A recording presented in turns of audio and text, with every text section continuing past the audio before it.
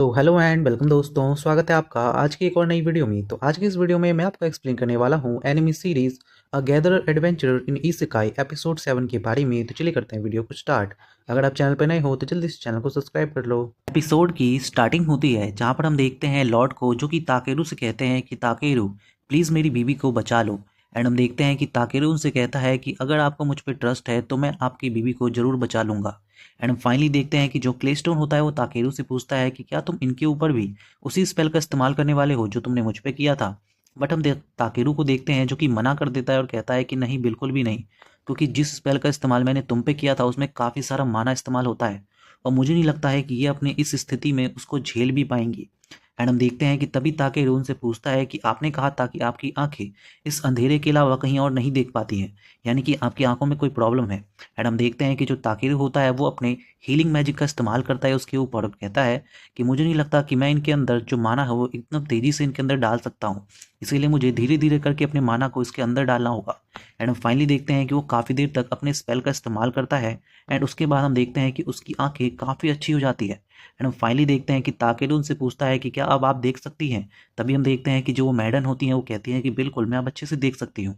उसके बाद ताकेरू एकदम से पूरे के पूरे रूम में एकदम से अपने स्पेल का इस्तेमाल करता है जो कि होता है क्लीन। जैसे ही वो इसका इस्तेमाल करता है पूरा का पूरा रूम क्लीन हो जाता है। एंड हम देखते हैं कि पूरे रूम में एकदम से ब्राइटनेस आ जाती है और वो जो मैडन होती है वो कहती है कि आज मैं पहली बार मुझे महसूस हो रहा है कि मैं फिर से देख सकती हूँ। मुझे लगा था कि मैं अंधी हो जाऊंगी बट मैं बिल्कुल भी अंधी नहीं हुई। एंड हम फाइनली देखते हैं कि ताकेरू कहता है कि ये तो काफ़ी कमाल की बात है। तभी हम देखते हैं कि क्लेस्टोन भी जो ताकेरू होता है उसकी तारीफ करते हैं। बट तभी अचानक से हम देखते हैं ताकेरू को जो कि लॉर्ड से कहता है कि मुझे आपसे अकेले में कुछ बातें करनी है। एंड हम फाइनली देखते हैं कि वो लॉर्ड के साथ एक अलग से कमरे में जाता है। वहाँ पे जाके वो लॉर्ड को बताता है कि मुझे लगता है कि आपकी बीवी को एक प्रॉब्लम है जो कि है लिवर पॉइजन। एंड हम देखते हैं कि वो बताता है कि मुझे लगता है कि कोई आपकी बीवी को कुछ खिला रहा है काफ़ी लंबे समय से, जिसके कारण उनको एक अजीब सी बीमारी हो गई है जिसे लिवर पॉइजन कहते हैं।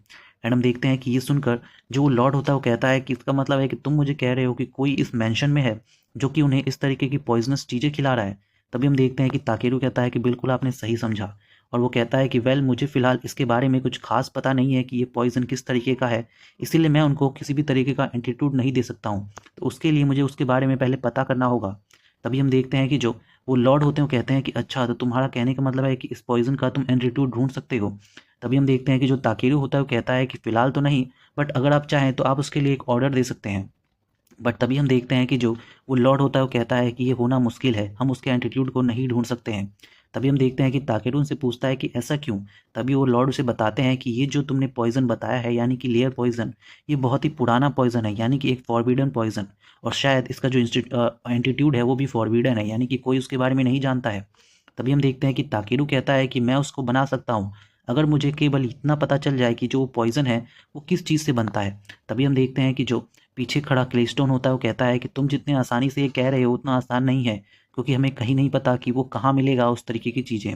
बट तभी हम देखते हैं कि जो लॉर्ड होते हैं वो कहते हैं कि वेल रुक जाओ, मुझे लगता है कि मैं तुम्हें इसके बारे में कुछ जानकारी दे सकता हूँ। एंड वो अचानक से कहते हैं कि मेरे पास कुछ है जो शायद तुम्हारे काम आ जाए। एंड हम देखते हैं कि वो काफ़ी सारी किताबें ताकेरू के सामने रख देते हैं और कहते हैं कि ये सारी बहुत ही पुरानी किताबें हैं जो कि मैंने गैदर कर रखी हैं, और मुझे लगता है कि शायद इसके अंदर तुम्हें उनमें से किसी चीज़ के बारे में जानकारी मिल जाए। तभी हम देखते हैं कि ताकेरू उसे उठाकर रीड करने लगता है और कहता है कि अच्छा अच्छा हुआ कि मेरे पास पढ़ने की स्किल है जिसकी वजह से मैं इसे आसानी से पढ़ सकता हूँ। एंड हम फाइनली देखते हैं कि ताकेरू उसको अच्छे से पढ़ता है और कहता है कि शायद इसी के अंदर वो होना चाहिए। एंड वो कहता है कि ठीक है, मुझे अपनी एबिलिटी का इस्तेमाल करना होगा। एंड वो उन सभी बुकों के ऊपर अपनी सर्च एबिलिटी का इस्तेमाल करता है जिसके उसको आसानी से वो लिवर पॉइजन वाली बुक मिल जाती है। एंड हम देखते हैं कि जैसी ताकेरू को वो बुक मिलती है वो कहता है कि देखो, मुझे ये बुक मिल गई। एंड फाइनली हम देखते हैं कि जो वो लॉर्ड होते हैं वो कहते हैं कि क्या तुम इसे पढ़ोगे। तभी हम देखते हैं कि ताकेरू बहुत ही प्यारे वे में पढ़ता है और कहता है कि वेल, मैं एक सुपर क्यूट एडवेंचरर हूँ, वो भी बिल्कुल ही अजीब सी आवाज़ में। जिसे सुनकर हम देखते हैं कि क्लेस्टोन से कहता है कि क्या तुम मजाक कर रहे हो। बट हम देखते हैं कि ताकेरू से कहता है कि ऐसी कोई बात नहीं है, मैं कोई मजाक वजाक नहीं कर रहा हूँ, इसमें जो लिखा है वही पढ़ रहा हूँ। तभी हम देखते हैं कि लॉर्ड कहते हैं कि ठीक है, चलो आगे पढ़ो। तभी वो बताता है कि एक्चुअली ये एक एडवेंचरर है जो कि अपनी जर्नी पे गया था।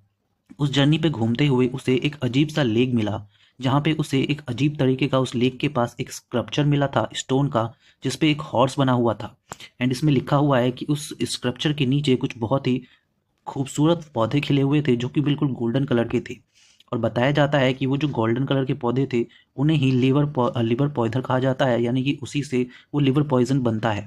एंड हम फाइनली देखते हैं कि उसकी ये बात सुनकर जो क्लेस्टोन होता है वो उसे चुप करवाता है और कहता है कि वेल, मुझे लगता है कि इस बुक में जिस चीज़ के बारे में बताया गया है, जिस जगह के बारे में, मैं उसके बारे में जानता हूँ। एंड वो फाइनली मैप पे उस जगह के बारे में दिखाता है। स्टोन लॉर्ड को बताता है कि मैं जिस जगह की बात कर रहा हूँ यहीं पे एक विलेज भी है। एंड वो बताता है कि इस विलेज का नाम है एस हैथ और हमें यहाँ पे जाना होगा। एंड हम देखते हैं कि जो लॉर्ड होते हैं वो कहते हैं कि मुझे लगता है कि ये विलेज काफ़ी ज़्यादा दूर है, यहाँ पे पहुँचने में लगभग तुमको 5 दिन का समय लग जाएगा। एंड हम देखते हैं कि वो लोग वहाँ से चलने के लिए निकल जाते हैं। जैसे ही वो लोग वहाँ से जा रहे होते हैं हम देखते हैं कि उस मैंसन का एक बटलर जो कि उनको देख रहा होता है।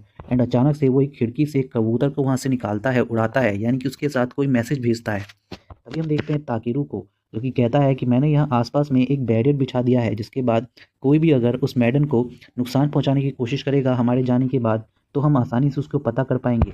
तभी हम देखते हैं कि उसके पास टेरिस आती है और वो उससे माफ़ी मांगती है उसके बर्ताव के लिए जो उसने पहले किया था, और कहती है कि मुझे माफ़ कर दो, मैंने आपके साथ ऐसा बर्ताव किया जिसने मेरी माँ की मदद की।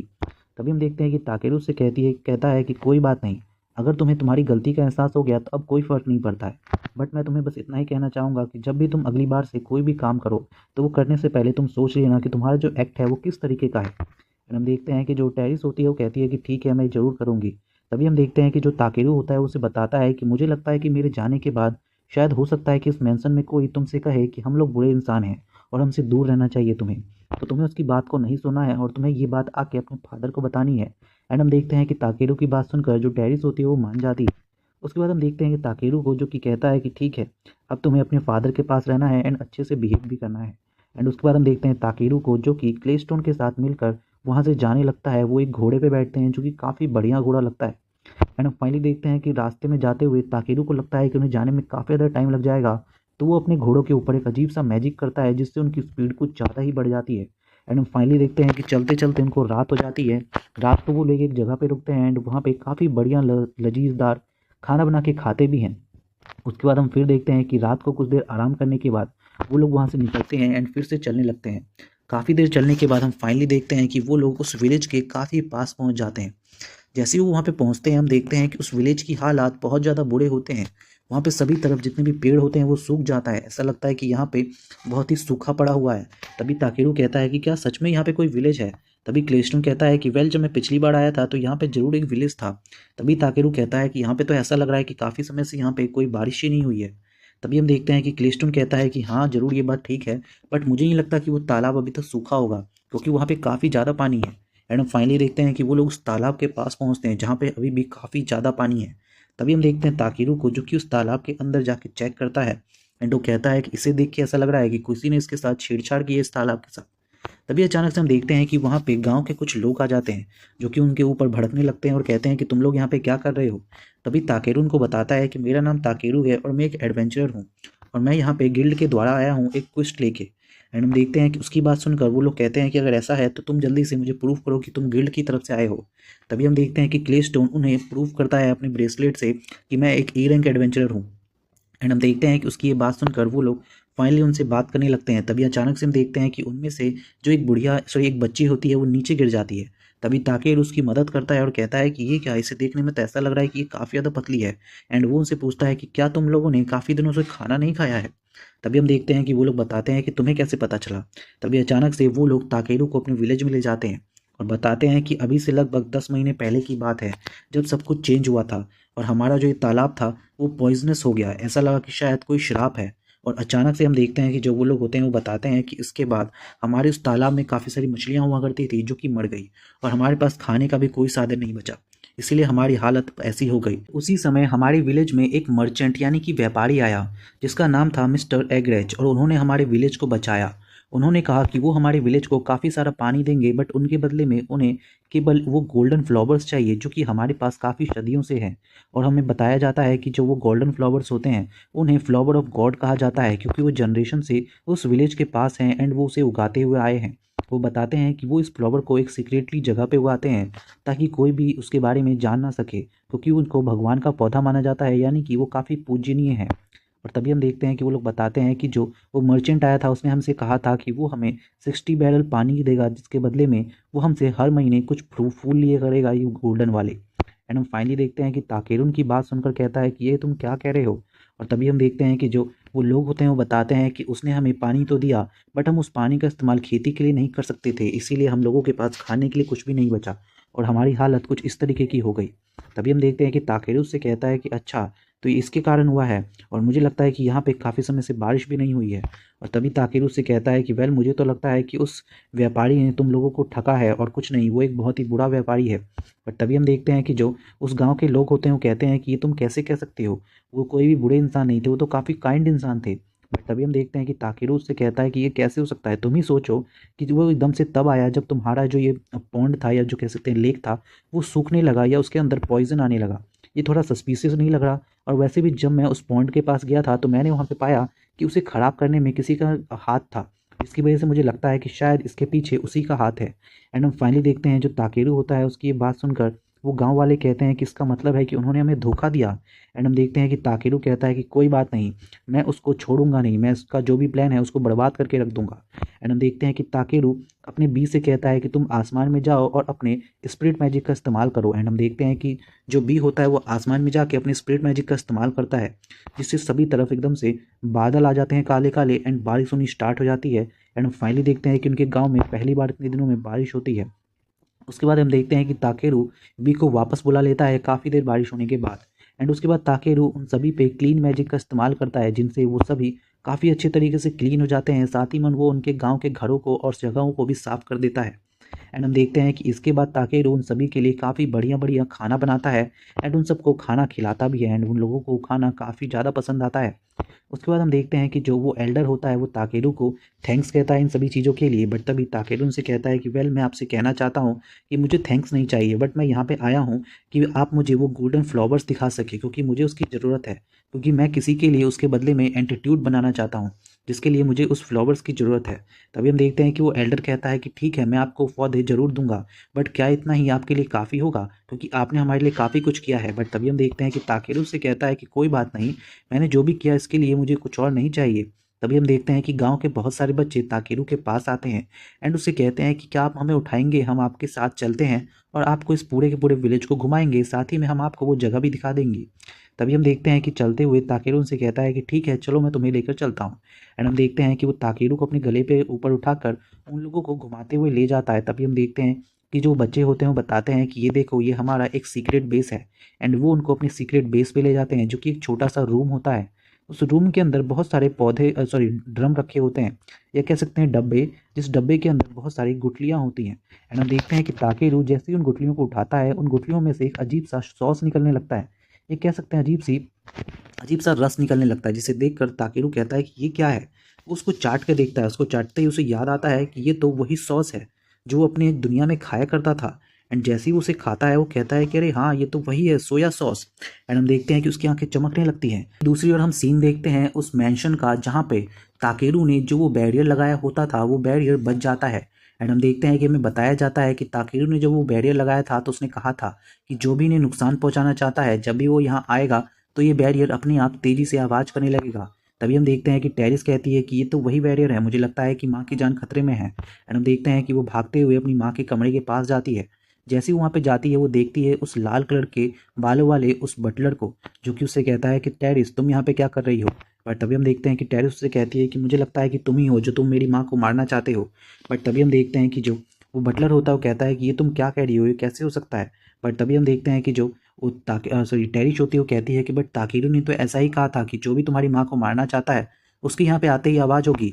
बट तभी हम देखते हैं कि वो बटलर कहता है कि क्या तुम उसकी भी बातों पर विश्वास कर रही हो, क्या मैंने तुम्हें बताया नहीं था कि वो लोग झूठे होते हैं, उन्होंने तुम्हारे साथ धोखा किया है और कुछ भी नहीं। और तभी हम देखते हैं कि उसकी ये बात सुनकर जो टेरिस होती है वो कहती है कि तुम कैसे कह सकते हो, वो तो काफ़ी अच्छे थे, उन्होंने काफ़ी अच्छे से मुझसे बात की। बट हम देखते हैं कि वो कहता है कि क्या तुम्हें सच में लगता है कि तुम्हें उस पर भरोसा करना चाहिए, क्या मुझ पर भरोसा नहीं। बट अचानक से हम देखते हैं कि वहाँ पे उसके फादर आ जाते हैं एंड वो उन दोनों को अपने साथ एक कमरे में ले जाते हैं। उस कमरे के अंदर ले जाने के बाद हम देखते हैं जो लॉर्ड होता है वो उन दोनों से पूछताछ करते हैं। एंड हम देखते हैं कि वो दोनों अपनी अपनी बात कह देते हैं। हम देखते हैं कि जो वो लॉर्ड होता है वो कहता है उस बटलर से कि तुम्हारी बात सही भी हो सकती है कि जो ताकेरू है वो हमें धोखा दे सकता है, बट मुझे ये भी कहना होगा कि उस ताकेरू ने मेरी बीवी की आंखों को ठीक किया है और साथ में उसने ये भी कहा था कि जो भी उनकी जान लेना चाहता है उसके आते ही वो बैरियर चालू होगा, जो कि चालू भी हुआ। तो मुझे लगता है कि मुझे तुम्हारे ऊपर थोड़ा बहुत शक भी है, तो तुम्हें उसके लिए तुम्हें अपने आप को इनोसेंट प्रूव करना होगा। एंड हम देखते हैं कि वो वहाँ पे एक वाटर मंगाता है और कहता है कि ये वही जूस है जो कि तुम मेरी बीवी के लिए बनाते हो, उनके इलनेस के लिए। तो अब ये तुम्हें पीना होगा और साबित करना होगा कि तुम उनकी जान के पीछे नहीं पड़े हो। एंड हम देखते हैं कि उसकी ये बात सुनकर वो बटलर उससे पीने से मना कर देता है। बट तभी हम देखते हैं कि लॉर्ड कहते हैं कि तुमने ये क्या कह रहे हो, तुमने ही तो कहा था कि इसके अंदर काफ़ी सारे न्यूट्रिएंट्स हैं, तो तुम्हें ये पीना ही होगा। एंड हम देखते हैं कि अचानक से जो लॉर्ड होते हैं वो उसके ऊपर उस जूस को फेंक देते हैं। बट अचानक से हम देखते हैं कि जो बटलर होता है वो चिल्लाने लगता है और कहता है कि ये क्या है, इसमें तो पॉइजन था, तुमने मुझे पॉइजन ही कर दिया। बट तभी हम देखते हैं कि जो वो लॉर्ड होते हैं कहते हैं कि ऐसा कुछ भी नहीं है, ये केवल नॉर्मल पानी है, मैं तो बस देखना चाहता था कि तुम क्या करते हो। एंड उसके बाद हम देखते हैं कि वो उस बटलर को कैद करवा देता है। वहीं दूसरी ओर हम देखते हैं कि जो उसका बटलर होता है दूसरा वाला, वो उसको एक कागज़ दिखाता है जो कि उस रेड वाले बटलर के पास था। एंड उसे देखकर हम देखते हैं कि लॉर्ड चौंक जाते हैं और कहते हैं कि इसके पीछे काफ़ी सारे लोग हैं। वहीं दूसरी ओर हम देखते हैं उस व्यापारी को जो कि उस एल्डर से मिलने के लिए आता है उन फ्लावर्स को लेने के लिए। बट तभी गांव का एक आदमी बताता है कि वो यहाँ पे नहीं है। तभी अचानक से हम देखते हैं कि उस पेपर को पढ़ते हुए लॉर्ड कहता है कि मुझे लगता है कि इसके पीछे जो एनिमीज़ हैं वो कुछ ज़्यादा ही पावरफुल हैं। वहीं दूसरी ओर हम देखते हैं कि जो वो आदमी होता है वो व्यापारी, वो कहता है कि वेल, मैं यहाँ पे वो फ्लावर्स लेने आया हूँ जिनके बारे में मुझसे बोला गया था। बट तभी हम देखते हैं कि वो गांव का आदमी कहता है कि हम तुमको फ्लावर्स नहीं दे सकते क्योंकि हमें पता चला है कि वो पॉइजनस फ्लावर हैं। और तभी हम देखते हैं कि उसकी ये बात सुनकर जो व्यापारी होता है वो अपने साथ कुछ गुंडे लाया होता है और वो कहता है कि मुझे लगता है कि अब वो समय आ गया है जब हमें इस गांव को ख़त्म कर देना चाहिए। एंड दूसरी ओर हम देखते हैं ताकेरू को, जिसको वो एल्डर जगह दिखा रहा होता है उस जगह के बारे में जहाँ पे वो फ्लावर्स उगते हैं। एंड फाइनली हम देखते हैं कि वो लोग उस जगह पे पहुँच जाते हैं जहाँ पे वो फ्लावर्स उगते हैं। एंड फाइनली वो नज़ारा काफ़ी ज़्यादा खूबसूरत होता है। एंड यहीं पे एपिसोड खत्म हो जाता है। So thank you so much for watching this video.